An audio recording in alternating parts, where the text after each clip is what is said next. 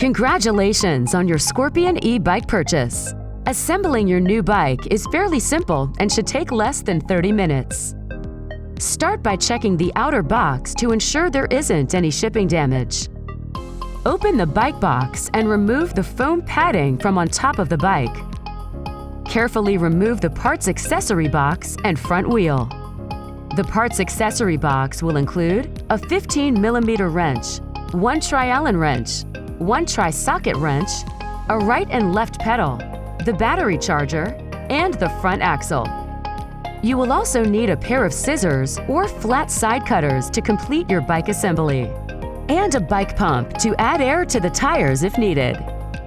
Carefully lift the bike out of the box, holding on to the rear rack and the front fork. Place the bike on the ground, resting it on the fork saver and rear wheel. Carefully check the bike for any shipping damage. Remove the packaging material from around the bike, but do not yet remove the headlight cover. To install the front wheel, use the 15mm wrench and the 15mm side of the tri-socket wrench to remove the fork saver.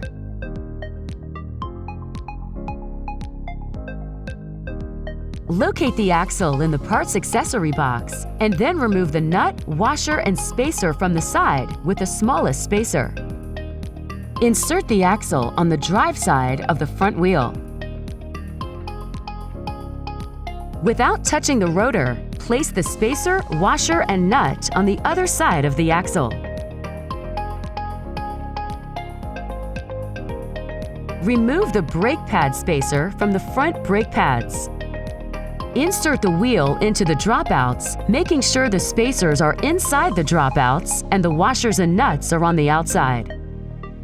The rotor should slide in between the brake pads and the axle should go into the dropouts fully. Start tightening the nuts at the same time for a few turns by hand. Then use both 15mm wrenches to fully tighten the nuts. Once the wheel is fully installed, put the kickstand down.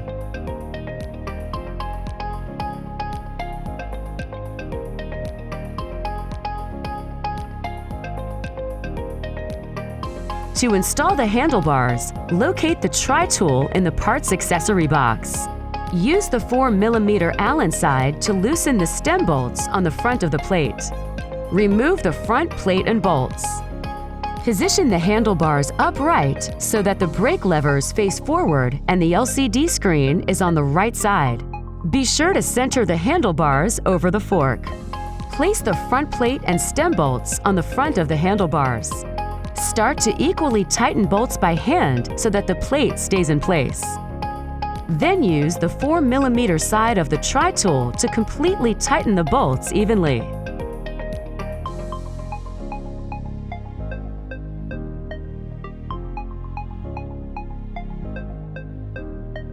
Make sure the gap between the faceplate and stem is evenly spaced.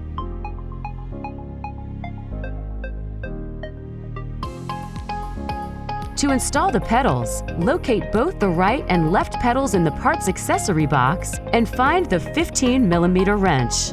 The left pedal will have the letter L on it and the right pedal will have R. Make sure you use the correct pedal on the correct side. They are not interchangeable.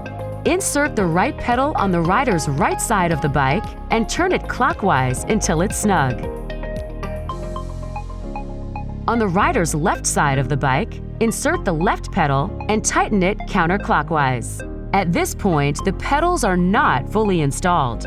Use the 15mm wrench to fully tighten each pedal.